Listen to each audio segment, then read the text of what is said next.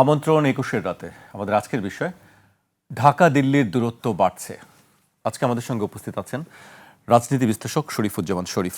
আপনাকে স্বাগত জানাচ্ছি ২১-এর রাতে। আমাদের সঙ্গে আছেন সাবেক কূটনীতিক সাকিব আলী। আসসালামু আলাইকুম। ওয়ালাইকুম আসসালাম। আপনাকে ২১-এর রাতে স্বাগত জানাচ্ছি।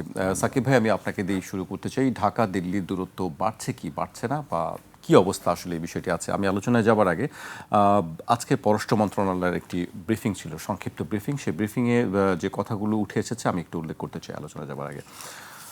বাংলাদেশের প্রধানমন্ত্রী তারেক রহমানের দিল্লি সফরের সম্ভাবনা আপাতত বাতিল হয়ে গেছে। পররাষ্ট্র মন্ত্রণালয় আনুষ্ঠানিকভাবে বলেছে এই সফরের জন্য একটি অনুকূল পরিবেশ তৈরি করা প্রয়োজন। রোববার দুপুরে পররাষ্ট্র মন্ত্রণালয়ের এক প্রেস ব্রিফিংয়ে একথা জানিয়েছেন মন্ত্রণালয়ের মুখপাত্র AKM শহীদুল করিম। এর আগে ভারতীয় গণমাধ্যমগুলো আভাস দিয়েছিল আগামী সপ্তাহের মাঝামাঝি 2 দিনের সফরে ভারত যেতে পারেন তারেক রহমান। পাশাপাশি ঢাকায় বাংলাদেশের কর্মকর্তারাও গত সপ্তাহে প্রধানমন্ত্রীর ভারত সফরের প্রস্তুতি নেয়ার আভাস দিয়েছিলেন। মুখপাত্র বলেছেন, দ্বিপাক্ষিক প্রত্যর্পণ চুক্তি অনুযায়ী শেখ হাসিনা এবং অন্যান্য পলাতক অপরাধীদের দ্রুত ফেরত পাঠাতে এবং শহীদ শরীফ ওসমান হাদি হত্যাকাণ্ডে অভিযুক্ত ঘাতকদের বাংলাদেশের কাছে হস্তান্তর করতে ভারতীয় কর্তৃপক্ষের কাছে অনুরোধ জানিয়েছি। বাংলাদেশ এই জবাবের অপেক্ষায় আছে। একটি কথা বলা হয়েছে যে অনুকূল পরিবেশ আসলে এই মুহূর্তে নেই। আপনি কি মনে করছেন আসলে অনুকূল পরিবেশ নেই, বা কিভাবে হবে? বা দুদিন আগে আমরা বললাম যে সব প্রস্তুতি শেষ হয়ে গেছে, তিনি সফর করছেন। আজকে আবার বলা হলো যে আসলে অনুকূল পরিবেশ তৈরি হয়নি। আমি প্রথমে বলবো যে কিছুদিন আগে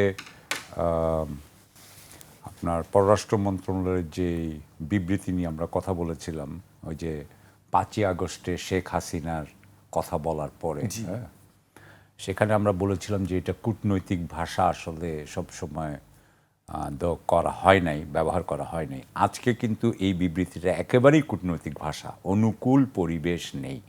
এর মাধ্যমে তারপরেও ওনারা শেখ হাসিনা এবং হাদির হত্যাকারীদের প্রত্যর্পণের কথা বলেছেন। তারপরেও আমি মনে করি যে পুরো জিনিসটার মধ্যে আরও অনেক কিছু থাকার কথা।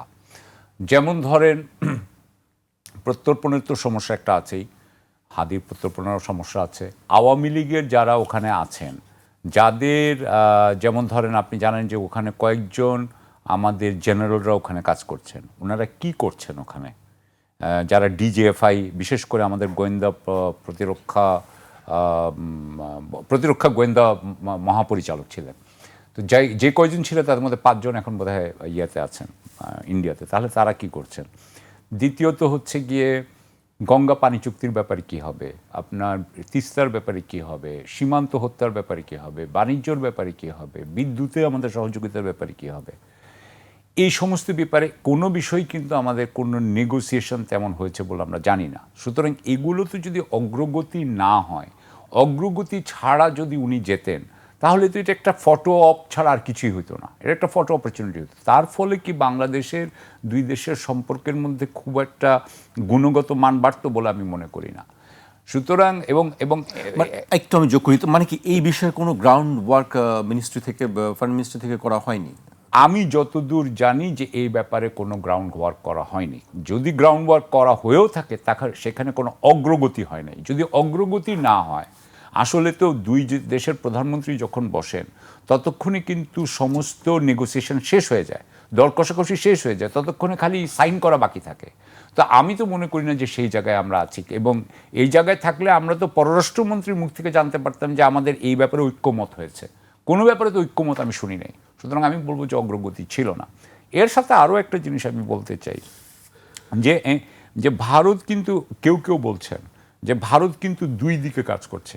একদিকে ভারত কিন্তু আমাদের সরকারের সাথে একটা সম্পর্ক উন্নয়নের চেষ্টা করছে, আরেকদিকে আবার হাসিনাকে দিয়ে আমাদের রাষ্ট্রের ভিতরে অস্থিতিশীলতা তৈরি করছে। একদিক দিয়ে আপনার এই সরকারের সাথে কথা বলছে, আবার অন্যদিকে যেটা হচ্ছে আন্তর্জাতিক লেভেলে, আমি 2 দিন আগে একটা দেখলাম যে আপনার নিরাপত্তা পরিষদে, জাতিসংঘের নিরাপত্তা পরিষদে একটা কাউন্টার টেরোরিজম, মানে টেরোরিজম মনিটরিং গ্রুপ আছে। সেখানে দক্ষিণ এশিয়ায় যে আপনার সন্ত্রাসী কর্মকাণ্ড, তার মধ্যে একটা লাইন লাগিয়ে দেওয়া হচ্ছে বাংলাদেশের ব্যাপারে, যে বাংলাদেশেও নাকি আল কায়দা নাকি কোনো একটা সেল গঠন করার চেষ্টা করছে। তো এই জিনিসটা তারা কোত্থেকে পাইলো? এটার বেসিসটা কি, এবং এইটা কে এই ড্রাইভটা দিচ্ছে? আমরা তো মনে করি, আমাদের অনেকেই মনে করেন যে ভারত এটার পিছনে থাকতে পারে, কারণ ভারতীয় যারা বিদেশেও থাকেন বা ভারতীয়রা যখনই এখানে আওয়ামী লীগ থাকে না তখনই বাংলাদেশকে একটা জঙ্গি রাষ্ট্র বানানো বা সন্ত্রাসীদের অভয়ারণ্য বানানো এই ধরনের কিন্তু একটা টেন্ডেন্সি থাকে।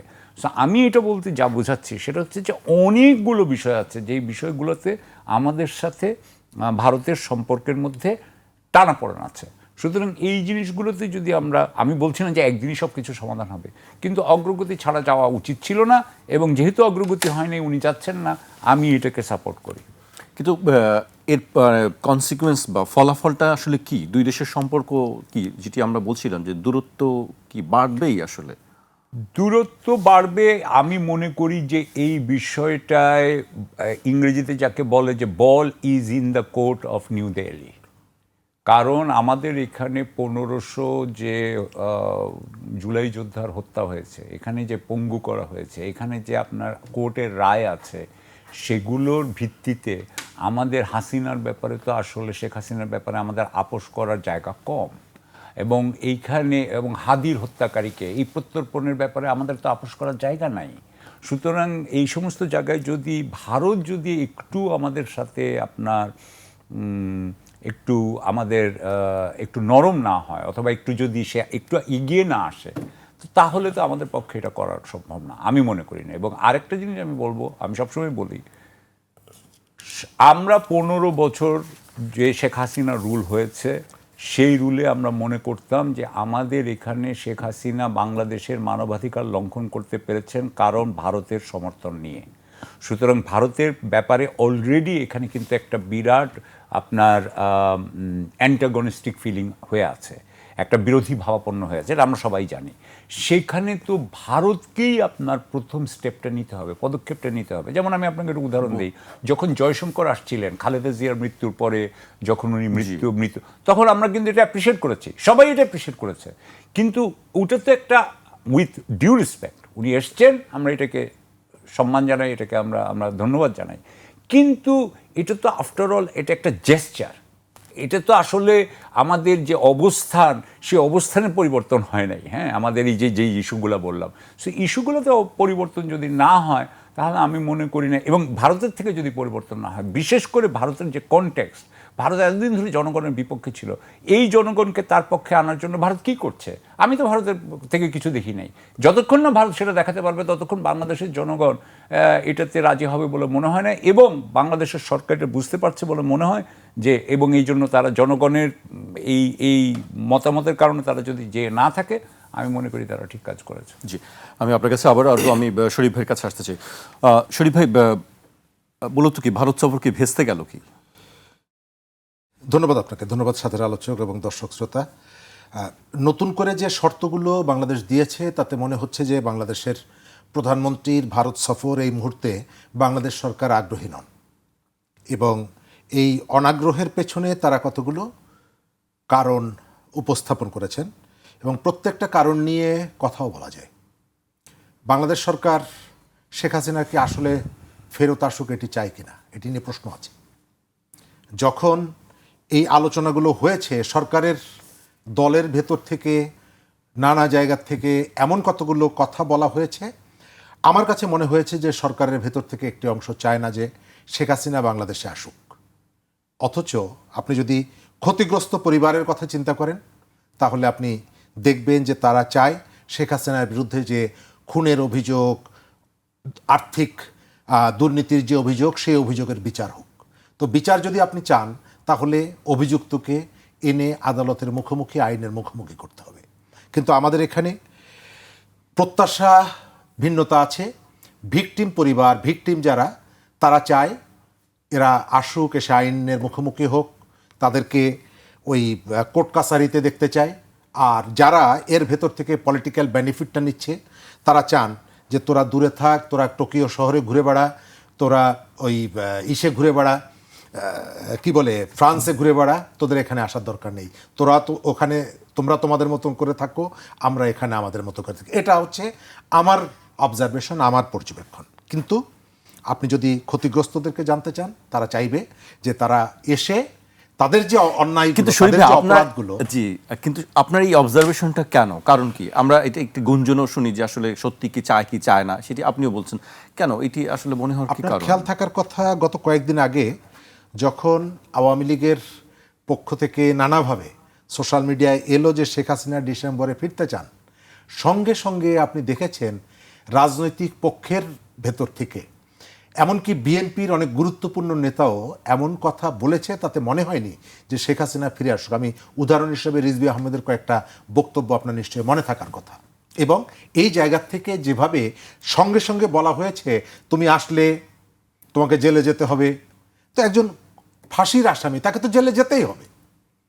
আপনি যখন বলেন যে সে যখন আসবে তখন আমরা বিমানবন্দর ঘেরাও করব, আমরা ওই স্পটেই তার ফাঁসি দেব, আসলে এই রকমের যতই অভিযুক্ত হোক না কেন, আপনি তো স্পটে ফাঁসি দেওয়া যায় না, তারপরে আপনি বলছেন। এবং এগুলোর ভেতর থেকে সম্ভবত এক ধরনের ভয় দেখানো যে তুমি এসো না, এবং তুমি যদি না আসো তাহলে অনেকগুলো সুবিধা হয়তো আমরা পাবো এখানে। এক, দ্বিতীয় জায়গাটা হচ্ছে যে প্রধানমন্ত্রীর ভারত সফর, বাংলাদেশের প্রধানমন্ত্রীকে নিজ দেশে সফর করার জন্য ভারত একটা উদ্গ্রীব কেন? এটা খুবই আমার কাছে মনে হয় যে খুব গুরুত্বপূর্ণ একটা প্রশ্ন। আপনি খেয়াল করবেন ভারতের প্রতিবেশী তো আরও অনেক দেশ আছে, নতুন নির্বাচন হয়ে গেছে, নেপালের নির্বাচন হয়েছে, কই নেপালের প্রধানমন্ত্রীকে ভারতে সফর করানোর জন্য তাদের রাষ্ট্রদূত এভাবে তো ছোটাছুটি করছেন না। বাংলাদেশকে ঘিরে তাদের এত আগ্রহটার কারণটা কি? এবং বাংলাদেশের সাথে ভারতের সুসম্পর্ক তখন হবে যখন ভারত এখানকার একটা রাজনৈতিক দলের প্রতি বিশেষ আনুকূল্য প্রদর্শনের নীতির থেকে সরে যাবে। আমি বাংলাদেশের পানি বলেন, বাংলাদেশের সীমান্ত হত্যা বলেন, এগুলো আমি খুব ইম্পর্ট্যান্ট আমাদের দৃষ্টিতে, কিন্তু রাজনৈতিক দলগুলোর কাছে এতটা ইম্পর্ট্যান্ট না। কারণ এই যে পানি সংকট, গঙ্গার তিস্তার যে সংকটগুলো আছে, এই সংকটগুলো বিএনপি তো ক্ষমতায় ছিল, বিএনপি সমাধান করার জন্য কতটুকু উদ্যোগ নিয়েছে? আজকে যদি বিএনপি এটিকে ইস্যু করে তাহলে এই প্রশ্নটাও করা যায় যে বিএনপি যখন 2001-এ ক্ষমতায় আসে, তৎকালীন প্রধানমন্ত্রী বাংলাদেশে ফিরে আসার পর তো সাংবাদিকরা ভারত সফর করে জিজ্ঞেস করেছিল, যেটা নিয়ে জিজ্ঞেস করেছেন, বলছে এটা আমার মনেই ছিল না। এটি তো সত্য। এখন বিএনপির ভয়ে অনেকে এই কথাগুলো বলে না, বিএনপি ক্ষমতায় আছে এই কারণে বলে না, কিন্তু রিয়েলিটি তো তাই।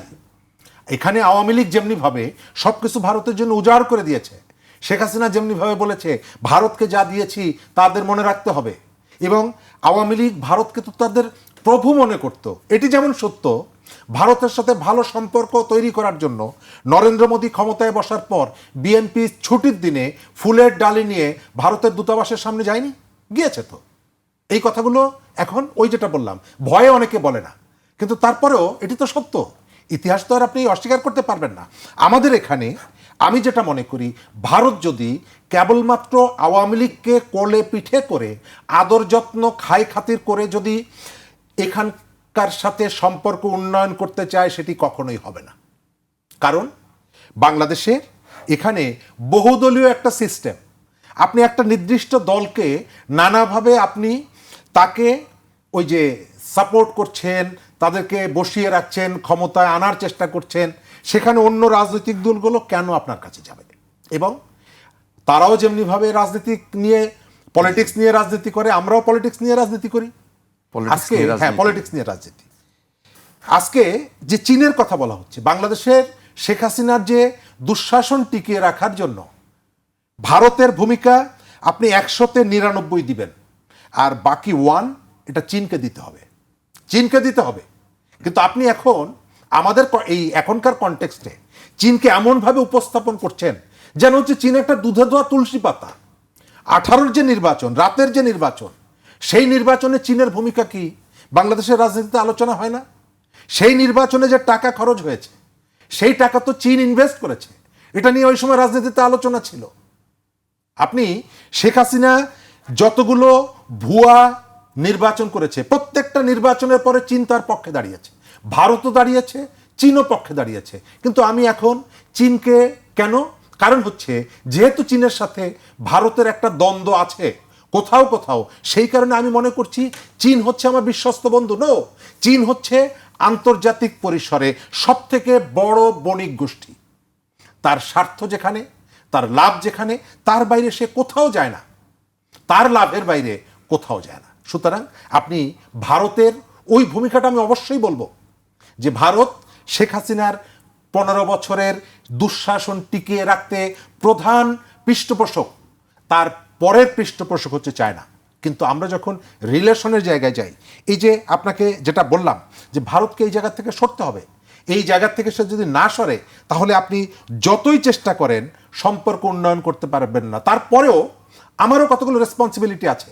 আমি আপনাকে মনে করিয়ে দিব যে প্রেস ক্লাবের সামনে দাঁড়িয়ে বক্তৃতা করা আর রাষ্ট্র পরিচালনা করার মধ্যে ভিন্নতা আছে। আমি যা বলতে পারি আপনার এখানে, আমি প্রেস ক্লাবের সামনে দিয়ে দাঁড়িয়ে যা বলতে পারি, আপনার এখানে এসে যারা একসময় গরম গরম কথা বলতেন, এখন পতাকা লাগিয়ে ঘোরেন, মন্ত্রী হয়েছেন, আপনি আজকে ডাকেন তাকে, সেই টোনে কথা বলতে পারবে না। কেন?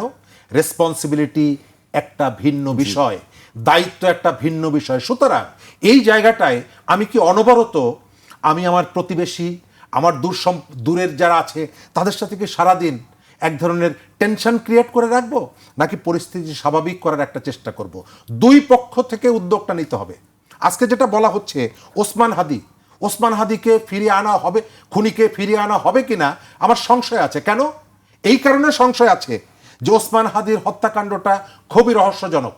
ওসমান হাদির খুনিরা ঢাকা শহরে হাদিকে গুলি করার পর বাংলাদেশের এত লম্বা একটা জায়গা পার হয়ে, ভারতের সীমান্ত পার হয়ে ওপার চলে গেল। সেই বিদেশে থাকা জুলকারনাইন শাহের একা জানলেন, বাংলাদেশ সরকার কেন জানলো না? এই প্রশ্নটা আমাদের মাঝে কেন আসে না? জুলকারনাইন শাহের তো একজন ইন্ডিপেন্ডেন্ট জার্নালিস্ট, তার কাছে এই তথ্যগুলো কে দিল যে ওসমান হাদির খুনিরা কোন পথ দিয়ে যাচ্ছে? আমাদের এখানকার গোয়েন্দারা কাদের অধীনে চাকরি করে? সরকারের অধীনে চাকরি করে। তারা তো ওই জুলকারনাইন শাহের অধীনে, তার কমান্ডিং অফিসার তো জুলকারনাইন শাহের না। তাহলে এই যে গোয়েন্দারা, তারা কি সরকারকে তথ্য দিয়েছিল? সম্ভবত দিয়েছিল। যদি না দিত তাহলে জুলকারনাইন শাহের এই যে তথ্যগুলো যেহেতু সঠিক হলো, এই গোয়েন্দাদের প্রত্যেকের চাকরি চলে যাওয়ার কথা। কারো চাকরি কি গেছে? যায়নি। তার মানে হচ্ছে যে ওসমান হাদির হত্যাকাণ্ডটা, এর সাথে বাংলাদেশের ভেতরেও অনেকগুলো পক্ষ এর সাথে জড়িত। তৎকালীন সরকারের যারা দায়িত্বে ছিলেন, আমি এই জায়গাটায় সেই সময়ের যে স্বরাষ্ট্র উপদেষ্টা দায়িত্ব পালন করেছে, আমি তাকে সন্দেহের বাইরে রাখি না। কেন? আপনার খেয়াল থাকার কথা, হাদির জানাজায় তিনি অংশগ্রহণ করেননি। দ্বিতীয়ত, এই যে ব্যর্থতা, এই ব্যর্থতা তো তার। আপনার এখান থেকে গোয়েন্দারা বিদেশে তথ্য দিচ্ছে, আপনাকে তথ্য দেয়নি। যদি না দিয়ে থাকে তাহলে আপনি তাদেরকে কেন চাকরির থেকে সাসপেন্ড করেননি? আর যদি দিয়ে থাকে তাহলে আপনি কেন ব্যবস্থা নেননি? তার অর্থ হচ্ছে যে এর সাথে অনেকগুলো পক্ষ জড়িত আছে। সুতরাং সমস্ত ওই প্রশ্নের ডালা আপনার সামনে খোলা হবে কিনা, এটি খুবই গুরুত্বপূর্ণ একটা বিষয়। জি, অবশ্যই গুরুত্বপূর্ণ বিষয়। আমি সাকিবের কাছে আসতে চাই।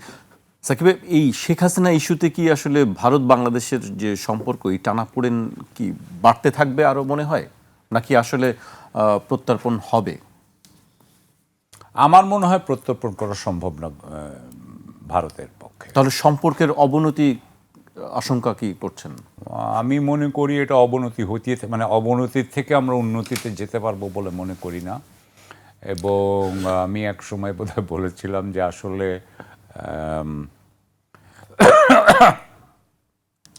আসলে যে অবস্থায় গেছে সেখানে শেখ হাসিনার মৃত্যু ছাড়া এর কোনো সমাধান নাই।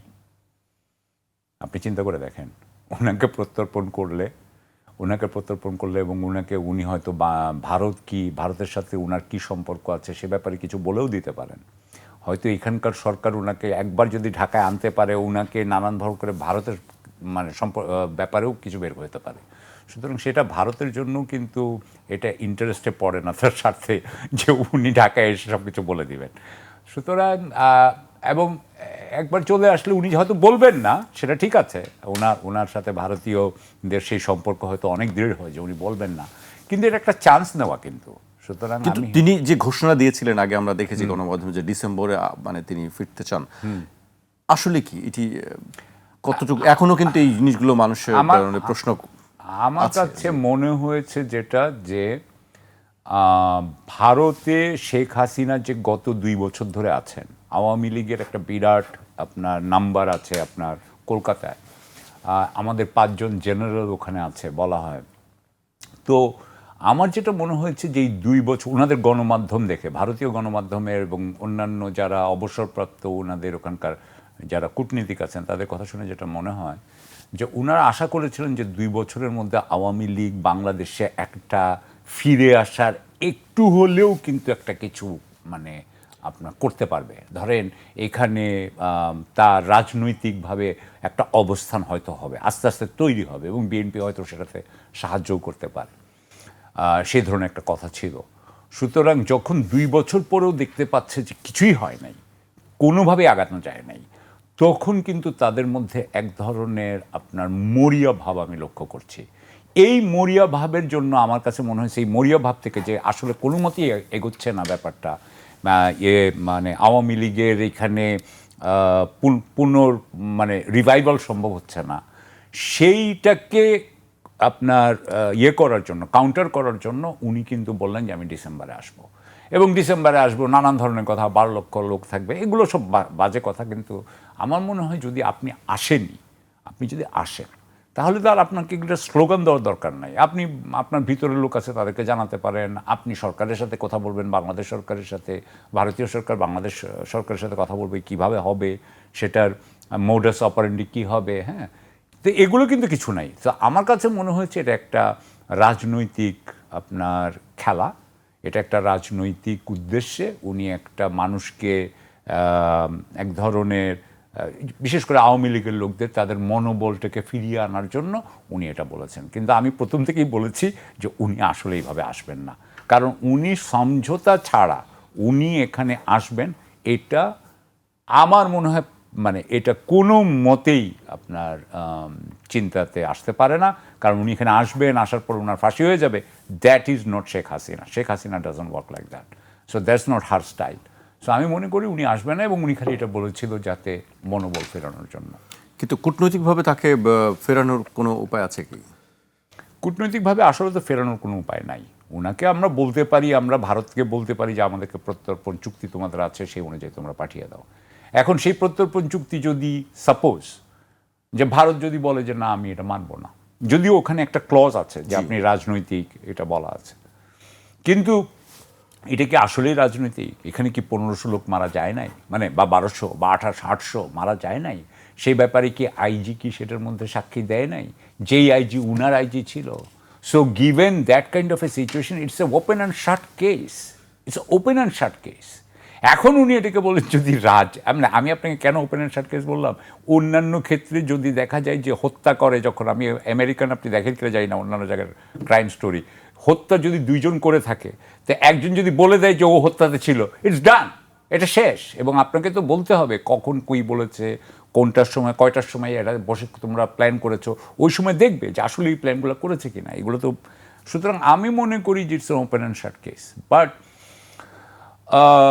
উনারা পাঠাবেন যদি বলেন যে না আমরা পাঠাবো না, সেক্ষেত্রে উনি সরাসরি কিন্তু এখনো কিন্তু বলেনি। কিন্তু ধরেন কাজে বোঝা যাচ্ছে করবে না। ধরেন আমি কাজে, কারণ এখন পর্যন্ত এই ব্যাপারে কোনো উত্তরও দেয়নি তারা, এটা কিন্তু বহুদিন হয়ে গেল, এটা কিন্তু 1.5 বছর উপর হয়ে গেছে আমি শিওর। তো এই যে উত্তর দেয়নি, তো আপনি তাকে করবেনটা কি? তাকে তাহলে আপনি এখানে আপনি তো যে উনাকে নিয়ে আসতে পারবেন না, ইট ইজ দেয়ার ল্যান্ড, দেয়ার সার্বভৌমত্ব। সুতরাং আমি মনে করি যে আপনার যেটা করতে হয় কূটনৈতিকভাবে, উনারা যদি একদিকে আমাকে চাপে ফেলেন, আমি ওনাকে অন্যভাবে চাপে ফেলব। আমাকে দেখতে হবে আমি কোন জায়গায় ওনাকে চাপে ফেলতে পারি, এবং আমি আবার ওনাকে চাপে ফেললে উনি আমাকে কি করবেন সেটাও আমার ক্যালকুলেশনে থাকতে হবে। তা আমাকে এই ক্যালকুলেশন করে আমার আগাইতে হবে। এবং আমি মনে করি যে বাংলাদেশ, আমি এটা আগেও বলেছিলাম যে যতদিন শেখ হাসিনা দিল্লিতে থাকবেন বাংলাদেশের সাথে ভারতের সম্পর্ক স্বাভাবিক হবে না, এটা হইতে পারে না। এবং এইটা এখানকার যতদিন ধরে এরা এই যে পঙ্গু বাচ্চারা যতক্ষণ ধরে আছে, তাদের শহীদ পরিবার যতদিন আছে ততদিন এটা স্বাভাবিক হবে বলে আমি মনে করি না। সো এইটাকে স্বাভাবিক করার, আমি যখন বারবার বলি যে স্বাভাবিক করার দায়িত্ব আসলে ভারতের, এবং ভারতকেও তো সেরকম করতে দেখা যাচ্ছে না, কারণ ভারতের খুব একটা রেসপন্সিবল স্টেট বলে মনে হচ্ছে না এই মুহূর্তে। এই মুহূর্তে আমাকে একটা বিরতিতে যেতে হচ্ছে, বিরতির পর আবার ফিরছি আলোচনায়। একটা বিরতি নিচ্ছে, ফিরছে এখনই।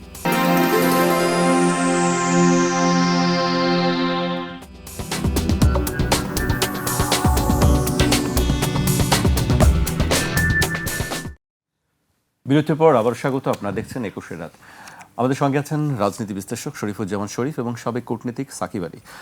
শরীফ ভাইকে দিয়ে শুরু করতে চাই। শরীফ ভাই, প্রত্যর্পণ নিয়ে অনেক কথা আছে, আলোচনা আছে, আইনগত দিক কী হবে সেই বিষয়গুলো ভারত খতিয়ে দেখছে। আজকে দ্য ইন্ডিয়ান এক্সপ্রেস একটি প্রতিবেদন করেছে, আমি সেই প্রতিবেদনের কিছু অংশ উল্লেখ করতে চাই। ক্ষমতাচ্যুত সাবেক প্রধানমন্ত্রী শেখ হাসিনাকে ফেরত পাঠানোর বিষয়ে চূড়ান্ত সিদ্ধান্ত ভারতের আদালতই নেবে বলে জানিয়েছেন দেশটির শীর্ষ কর্মকর্তারা। তবে বিষয়টি নিয়ে ঢাকা ও নয়াদিল্লির মধ্যে আলোচনা চলছে এবং প্রত্যর্পণের বিষয়ে বর্তমান কঠোর অবস্থান থেকে কিছুটা সরে আসার পথ খোঁজা হচ্ছে বলেও জানিয়েছেন তারা। দ্য ইন্ডিয়ান এক্সপ্রেসের প্রতিবেদনে বলা হয়েছে, প্রধানমন্ত্রী তারেক রহমানের সরকার শেখ হাসিনাকে বাংলাদেশে ফেরত পাঠানোর জন্য ভারতের কাছে যে অনুরোধ জানিয়েছে সেটি ভারতের আদালতের প্রক্রিয়ার মধ্য দিয়ে যেতে হবে। এতদিন আমরা শুনেছিলাম যে কূটনৈতিকভাবে পর্যালোচনা করে দেখা হচ্ছে যে সে আসলে কি দেওয়া যাবে কি যাবে না, কিন্তু আজকে ইন্ডিয়ান এক্সপ্রেস বলছে যে এই সিদ্ধান্ত নেবে ভারতের আদালত।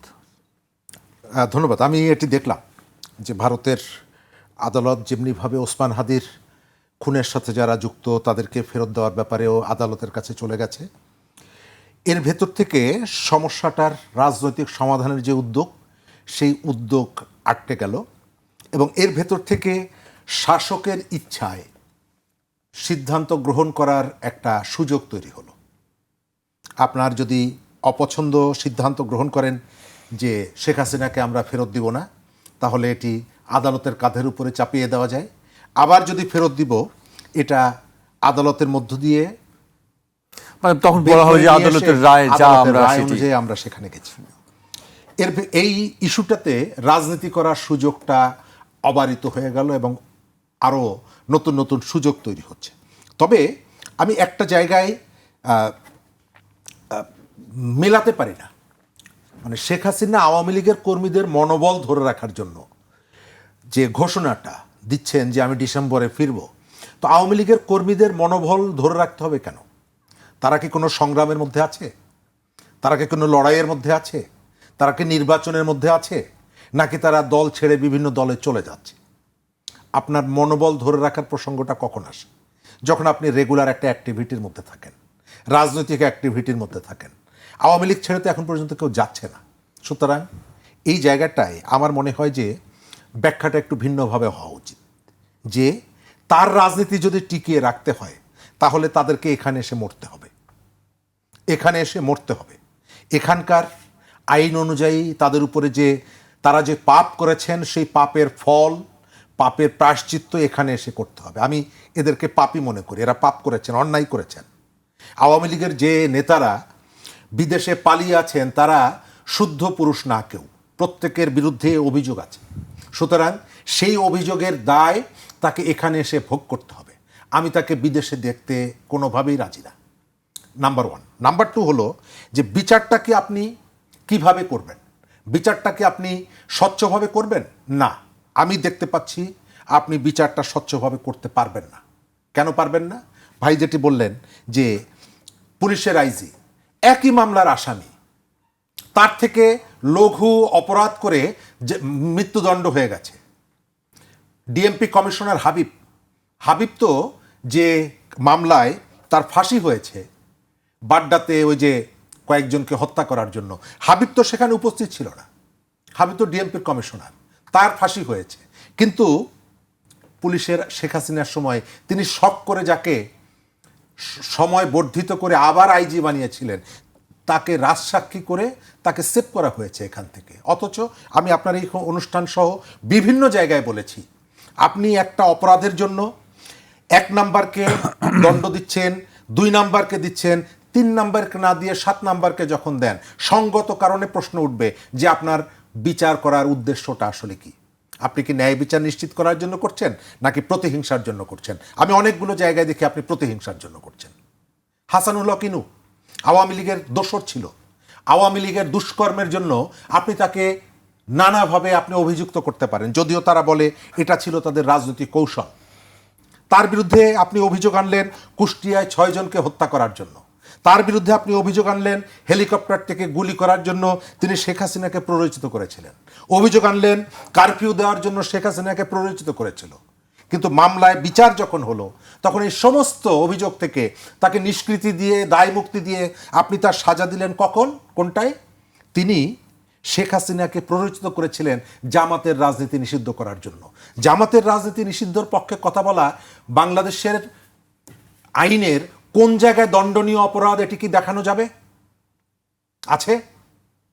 কোথাও নেই।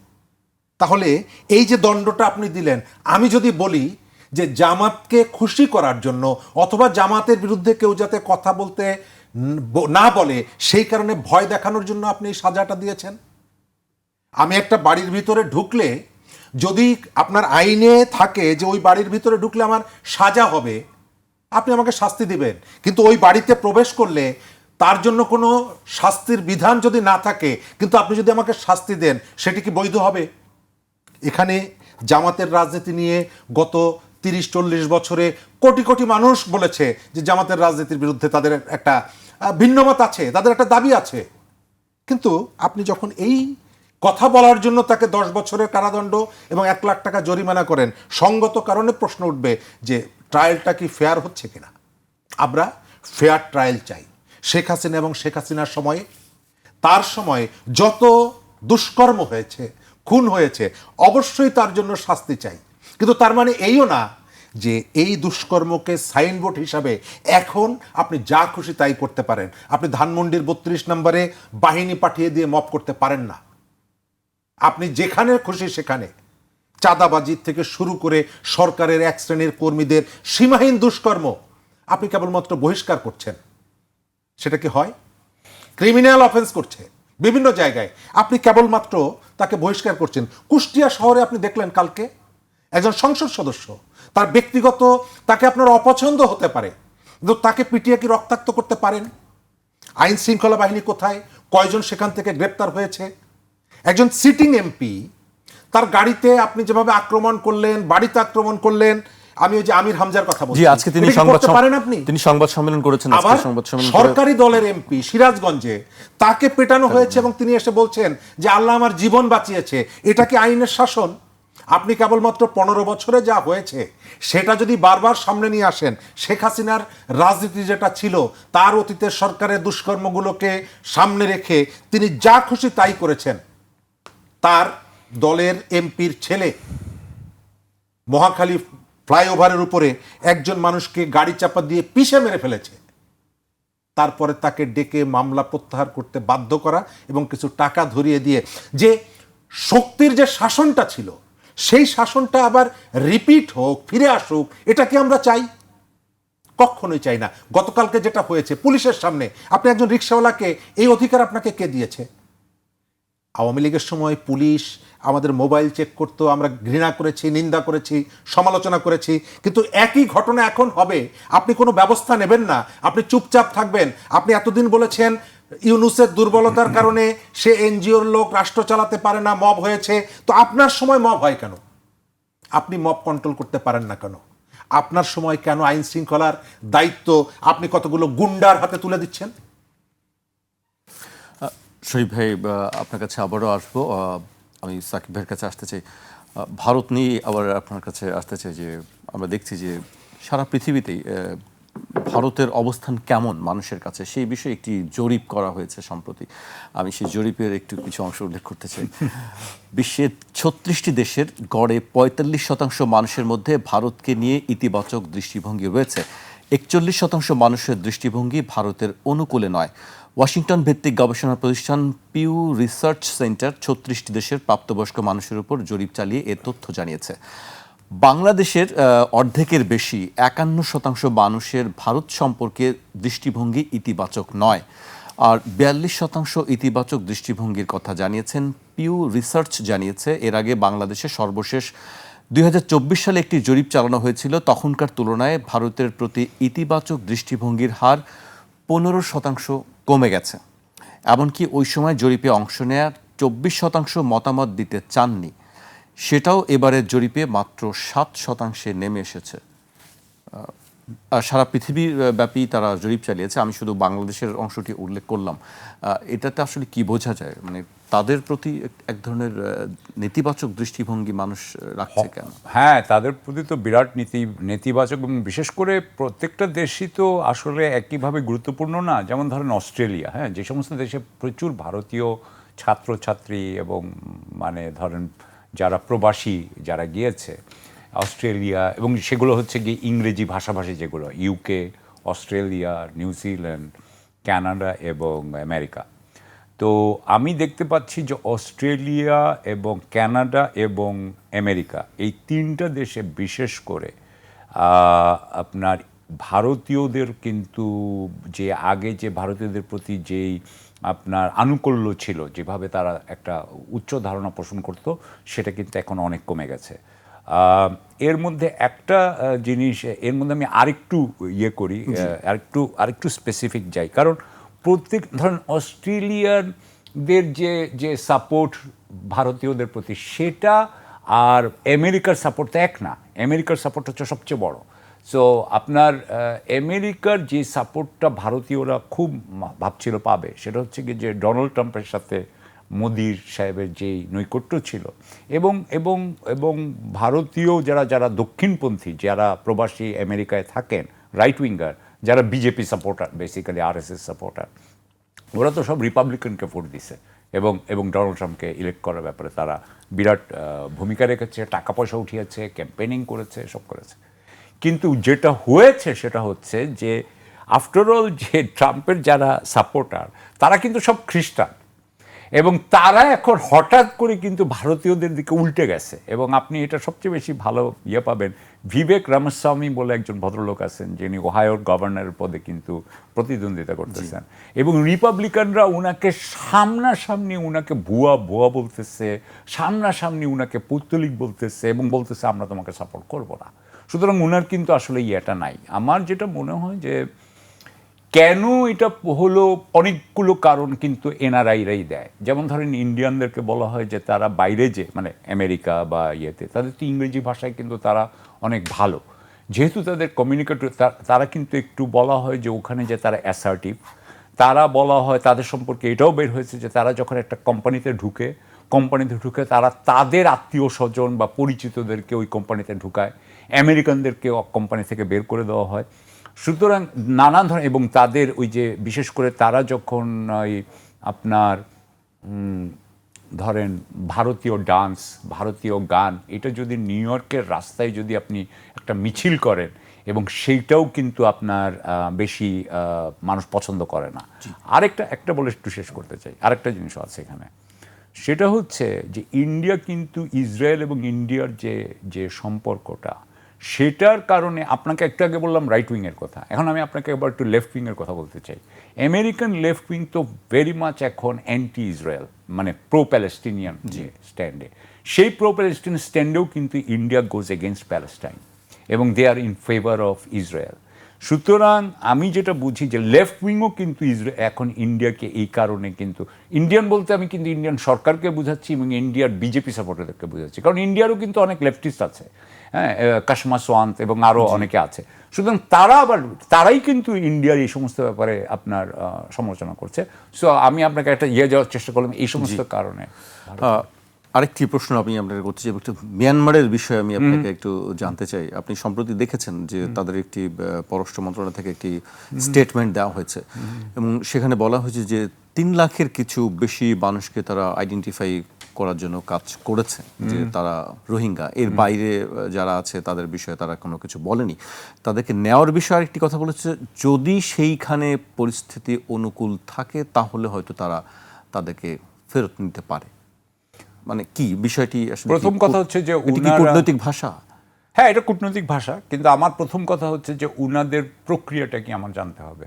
উনারা কোন প্রক্রিয়ায় ঠিক করলেন যে আমাদের এখানে যদি ধরেন 15 থেকে 18 লাখ বা 15 থেকে 20 লাখ রোহিঙ্গা এখানে থেকে থাকে, বাকি যে 10 লাখ আছে তাহলে আপনি সবাইকে কিভাবে দেখলেন, দেখে 3 লক্ষকে আপনি কিভাবে চিহ্নিত করলেন, আমি এটা জানতে চাই। এটি প্রশ্ন, অবশ্যই বড় প্রশ্ন। সুতরাং কারণ এখন তো ডিএনএ অ্যানালিসিস হয়, তার মানে একটা ধরেন একজন রোহিঙ্গা, তিনি মিয়ানমারে ছিলেন, তা উনি এখন রিফিউজি হয়ে আসছেন, উনার ছেলে মেয়ে হয়তো উনার এখানে এসে ছেলে হয়েছে বা উনার এখানে এসে গ্র্যান্ডসান হয়েছে আর নাতিপুতি হয়েছে, তাহলে কি ওই নাতিপুতিরা কি রোহিঙ্গা হবে না? সুতরাং আমার ওই প্রক্রিয়াগুলো এবং শর্তগুলোকে এটা আমি দেখতে চাই, এক। দ্বিতীয় কথা হচ্ছে, আমি এখানে মনে করি যে যখন আপনি 15 লক্ষ 20 লক্ষকে আসলেই দেখেছে কিনা আমি জানি না, এবং এতদিন পরে যদি আপনি 3 লাখের কথা বলেন, আমি মনে করি, এবং তারপরে আপনি বলেছেন অনুকূল পরিবেশ হলে প্রত্যাবাসন হবে, আমি বলতে পারি যে এটা আপনার একটা সময় ক্ষেপণের একটা টেকনিক। এবং সুতরাং সময় ক্ষেপণের টেকনিক ওনারা করতে পারেন, আফটারঅল ওনার একটা সার্বভৌম সরকার, ওনারা করতে পারেন। কিন্তু আমি যেটা বলবো যে তার উপরে, মিয়ানমারের উপরে বেশি আস্থা রাখা যাবে না, এবং মিয়ানমারের সরকারের উপরেও আস্থা রাখার কোনো যৌক্তিকতা নাই। আমাদের যেটা বলতে চাই, আমি যেটা সবসময় বলি যে হ্যাঁ, আমাদের কূটনীতি চলতে থাকবে চীনের সাথে, মিয়ানমারের সাথে, ওয়াশিংটনের সাথে, কিন্তু সাথে সাথে গ্রাউন্ড রিয়েলিটি কি যদি চেঞ্জ করা যায় কি না সেটাও আমাদেরকে দেখতে হবে।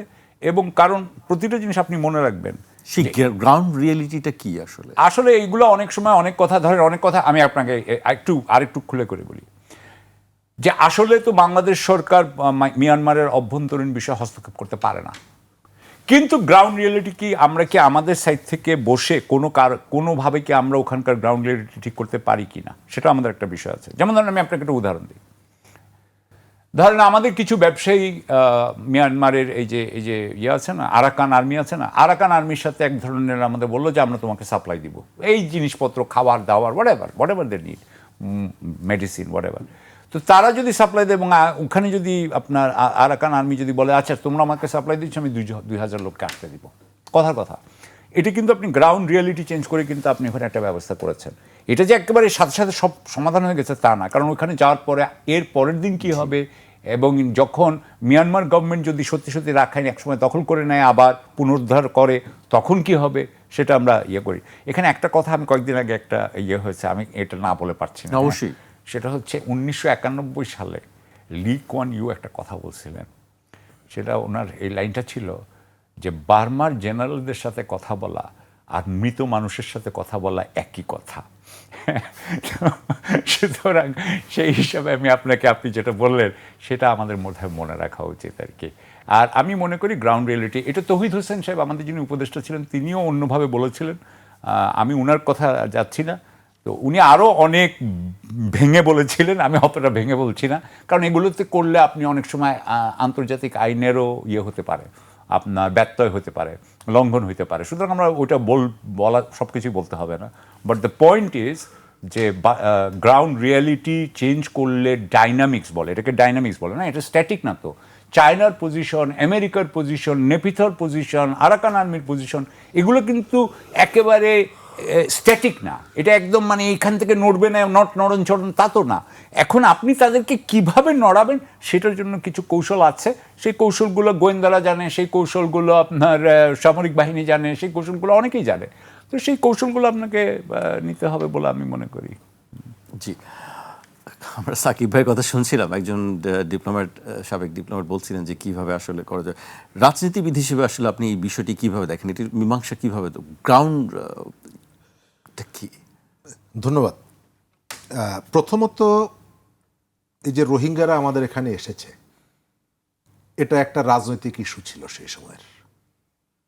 আপনি যদি খেয়াল করেন, যে প্রেক্ষাপট তৈরি করা হয়েছিল তাদেরকে এখানে আনার জন্য, এর সাথে জিও পলিটিক্সের সম্পর্ক ছিল, এর সঙ্গে কারো কারো অতি উচ্চ আশাও ছিল। কিন্তু রিফিউজি ইস্যুটা এটা কেবলমাত্র ভাত মাছের বিষয় না, এটা আমরা বিভিন্ন সময় বলেছি। তৎকালীন প্রধানমন্ত্রী শেখ হাসিনা বলেছিলেন যে তার ছোট বোন বলেছেন যে 18 কোটি মানুষকে খাওয়াতে পারো আর 10 লাখ মানুষকে খাওয়াতে পারবা না। অর্থাৎ তিনি আমাদেরকে খাওয়াতেন এবং আরও 10 লাখ মানুষকে তিনি খাওয়ার আয়োজন করছেন। রোহিঙ্গা অথবা এই যে রিফিউজি ইস্যুটা, এটা যে কেবল ভাত মাছের বিষয় না, এটা তো আর মাথায়ও তখন আসে না। মানুষ তো আরো বাড়ছে, গত কয়েক বছরে তো নতুন উৎপাদন। আবার আরেকটা বিষয় যে সেই সময় অন্যান্য রাজনৈতিক দলের ভূমিকা কী ছিল আমরা অনেকেই ভুলে গেছি। আমরা বলি যে সেই সময় সরকার কেন তাদেরকে বাংলাদেশে ঢুকতে দিল। সাবেক প্রধানমন্ত্রী মরহুম বেগম খালেদা জিয়া তখন লন্ডনে ছিলেন তিনি লন্ডনে সংবাদ সম্মেলন করে বলেছিলেন সীমান্ত খুলে দিয়ে রোহিঙ্গাদেরকে বাংলাদেশে বিপদাপন্ন রোহিঙ্গাদেরকে জায়গা করে দেওয়ার জন্য। অন্যান্য রাজনৈতিক দলগুলো দাবি করেছিল এবং যে প্রেক্ষাপটটা ছিল তখন আর না করার কোনো সুযোগ ছিল না। বাংলাদেশকে একটা মানবিক দায়িত্ব পালন করতে হয়েছে এবং বাংলাদেশকে যাদের কথায় বিশ্বাস করে, যে আন্তর্জাতিক কমিউনিটির কথায় বিশ্বাস করে তাদেরকে সীমান্ত খুলে দিয়ে এখানে থাকার জায়গা দিয়েছে, সেই কমিউনিটি বাংলাদেশের সাথে বিশ্বাসঘাতকতা করেছে। তাদের যে প্রতিশ্রুতি রক্ষা করেনি এবং এই রক্ষা না করার পেছনে একটা তাদের সুদূর প্রসারী রাজনৈতিক লক্ষ্য আছে। আপনি জানেন যে এই যে রোহিঙ্গারা যেখানে আছে, রোহিঙ্গাদের দেখাশোনার দায়িত্ব কিন্তু বাংলাদেশের না। তাদেরকে এটা ম্যানেজমেন্টের যে কাজটা ইউএনএসসিআর, জাতিসংঘের যে অভিবাসন সংস্থা, রোহিঙ্গা ক্যাম্পে যারা অবস্থান করেন প্রত্যেকটা মানুষ হচ্ছে তাদের দেখাশোনার দায়িত্ব। সরকার তার জায়গা থেকে লজিস্টিক্স, অন্যান্য যে সাপোর্টগুলো, সেই সাপোর্টগুলো এই প্রতিষ্ঠানকে দেয়। এখান থেকে একজন মানুষকেও যদি বাইরে পাঠাতে হয় কোনো জায়গায়, তাদের অনুমোদন লাগবে এবং তাদের অনেকগুলো প্রসিডিউর মেনটেন করতে হয়। মিয়ানমার এখন এই বক্তব্যটা কেন দিচ্ছে? এই বক্তব্যটা দিচ্ছে এ কারণে যে সে সাপও মারতে চায়, লাঠিও ভাঙতে চায় না, পৃথিবীকে দেখাতে চায় যে আমরা একটু সভ্য হওয়ার চেষ্টা করছি। এবং আপনি হয়তো শুনেছেন যে মিয়ানমারের যে বিবাদমান গোষ্ঠীগুলো তারা বেশ কয়েকটা বৈঠকও করেছে যে তাদের দেশকে একটা স্থিতিশীল জায়গা নিয়ে যাওয়ার জন্য। অর্থাৎ এখনকার যে সামরিক বাহিনীর কর্মকর্তা যারা আছে ক্ষমতা দখল করে, তারা বিশ্ববাসীকে দেখানোর চেষ্টা করছেন যে আমরা অনেকগুলো জায়গায় একটু সহনীয় একটা শাসনের দিকে যাচ্ছি, আমাদেরকে তোমরা সাপোর্ট করো, আমাদেরকে এখানে থাকতে দাও। এটা হচ্ছে তাদের একটা রাজনৈতিক কৌশল। আর বাংলাদেশের যে জায়গাটায়, বাংলাদেশ এখন পর্যন্ত তার কূটনৈতিক চ্যানেল হলো দুটো দরজা সে খুলে আছে। এক হচ্ছে ভারত, আর একটা হচ্ছে আমেরিকা। তো অন্যান্য যে এজেন্ডাগুলো আছে, সেই এজেন্ডাগুলো, ইস্যুগুলোতে বাংলাদেশ সরকারের যে ধরনের রেসপন্সটা, আমি সেই রেসপন্সটা দেখছি না। আপনি কয়েকদিন আগে দেখলেন আমাদের প্রধানমন্ত্রী মালয়েশিয়া গেলেন এবং তারপরে বৈদেশিক কর্মসংস্থান মন্ত্রী বললেন যে কালকেই মালয়েশিয়া শ্রমবাজারের দরজা খুলে যাচ্ছে, এখনও দরজা খুলে নেই। আমি দেখতে পাচ্ছি যে সরকার এমন কতগুলো এক ধরনের প্রেস্টিজ রক্ষা করার জন্য কখনো কখনো যেখানে নিজের সক্ষমতা নেই সেই জায়গাগুলোতেও ইন্টারফেয়ার করছে, হাত দিচ্ছে। কিন্তু আপনার কতটুকু সক্ষমতা, আপনি কতটুকু ফাইট করবেন, কার সাথে ফাইট করবেন, এই যে আপনার যে ডিজাইনটা করতে হবে সেই ডিজাইনটা নাই। আপনি কড়া একটা বক্তব্য দিলেন ভারতকে কেন্দ্র করে, ভারতকে নিয়ে, তার পরের দিন সকালবেলায় সবার আগে আপনি চলে গেলেন তার কাছে ডিজেল চাইতে। তো আপনার ওজন কতটুকু এর ভিতর থেকে তো বুঝে ফেললো। আপনি 2 দিন পরে যেতেন, আপনি তার রাষ্ট্রদূতকে ডাকতেন, তলব করতেন, তাকে জিজ্ঞেস করতেন যে তোমার দেশ থেকে এটা কেন করলো শেখ হাসিনা, কই আপনি করতে পারছেন না। অর্থাৎ আপনি পাবলিককে খুশি করার জন্য এক ধরনের রিয়াকশান দেখাচ্ছেন, গোপনে আর এক ধরনের রিয়াকশান দেখাচ্ছেন। মিয়ানমার ইস্যুটা এর সাথে আমাদের দেশের অখণ্ডতার সম্পর্ক জড়িত। এটা কেবল ডাল ভাত না, এটা কেবল ইন্টারনেটের সংযোগ না, এটা কেবল ওই আমাদের সামাজিক সম্পর্ক না, এর সাথে আমাদের রাষ্ট্রীয় অখণ্ডতা যেহেতু জড়িত, সরকারকে সেটি বিবেচনা করে সেই অনুযায়ী রেসপন্সটা করা উচিত। জি, আমি শেষ পর্যায়ে চলে এসেছি, শেষ করব। গ্যাস বিদ্যুতের ভোগান্তি আরও 2 বছর পোহাতে হবে। অর্থমন্ত্রী আমির খসরু মাহমুদ চৌধুরী বলেছেন, গ্যাস বিদ্যুতের সমস্যা রাতারাতি সমাধান করা সম্ভব নয়, নতুন কোনো ব্যবস্থা নিতে গেলে অন্তত 2 বছর সময় লাগবে। শেষ করব ভাই। গ্যাস বিদ্যুতের সংকট নিয়ে মানুষ একবারে ত্রাহি মধুসূদন অবস্থা। এটা 15 দিনের মধ্যে সংকট সমাধানের করার কোনো সুযোগ নাই। একই সাথে যে সমস্ত জায়গায় আপনার ইন্টারফেয়ার করার সুযোগ আছে, টোটকা চিকিৎসা, সেই টোটকা চিকিৎসাটা তো আপনি করছেন না। কেমন সেই টোটকা চিকিৎসা? আমার এখানে যে সিস্টেম লসের নামে যে বিদ্যুৎ চুরি হয়, বিএনপি যখন আগে ক্ষমতায় ছিল তখন সেই সময়ের একজন প্রতিমন্ত্রী বলেছিল আমাদের সবার হাতে মোবাইল আছে, সুতরাং মোবাইল চার্জ দিতে গেলে বিদ্যুতের সংকট তৈরি হচ্ছে। এখন আপনি এসে বলছেন ঢাকা সহ সারা দেশে যে এটা ওই কি বলে অটোরিকশা, তো অটোরিকশা আপনি বন্ধ করতে পারছেন না কেন? আপনি গ্যাস আমদানি করতে পারছেন, আপনার চেষ্টাটা কোথায়? আমি তো দেখতে পাচ্ছি আওয়ামী লীগ তার কিছু লুটেরা ব্যবসায়ীকে বিদ্যুৎ খাতের একচেটিয়া ব্যবসা করার জন্য সুযোগ করে দিয়েছে। আপনি এই ধরনের একটা ক্রাইসিস তৈরি করে যেখানে ইন্টারফেয়ার করার সুযোগ আছে সেখানে না করে আপনার ব্যবসায়ীদেরকে একটা স্পেস করার সুযোগ দিচ্ছেন? জি, আসলে এই বিষয়গুলি হয়তো সামনে সমাধানের জন্য সরকার চেষ্টা করবে, কাজ করবে, আমরা সেই প্রত্যাশাই থাকি।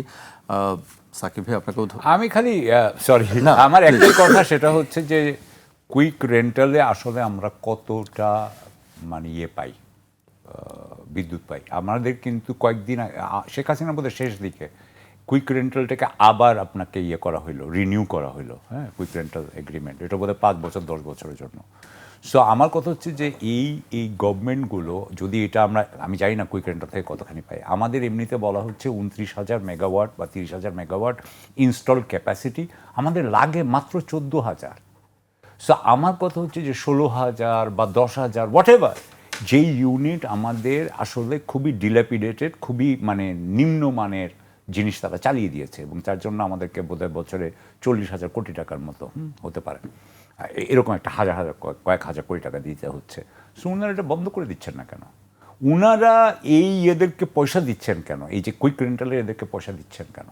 এবং আপনি দেখেন যে এখনও কিন্তু ওই এস আলমেরি টার্মিনাল ওপেন হচ্ছে, এখনও কিন্তু আগের যারা আওয়ামী লীগের সময় যারা ব্যবসা করেছে তাদের উপরেই এখনও নির্ভরশীল, এবং বিএনপি যেটা মনে হয় ওই সমস্ত ব্যবসায়ীদের সাথে, কারণ ওরাই বড় ব্যবসায়ী বাংলাদেশের, সুতরাং তাদের সাথে এক ধরনের অ্যারেঞ্জমেন্টে গেছে, এবং এই জন্যই কিন্তু আপনি দেখতে পাচ্ছেন যে তাদেরকে, যেমন বসুন্ধরাকে আপনার এই যে মার্কেট মধ্যে নিজেদেরকে মানে এটাকেও প্রাইভেটাইজ করার চেষ্টা করা হচ্ছে। আমাদের এখানে কিন্তু প্রাইভেটাইজ করা হয়, এখানে একটা আছে যে প্রাইভেটাইজ করা, যেগুলো লাভজনক প্রতিষ্ঠান, যেগুলো লাভজনক সেগুলোকে প্রাইভেটাইজ করা হয়।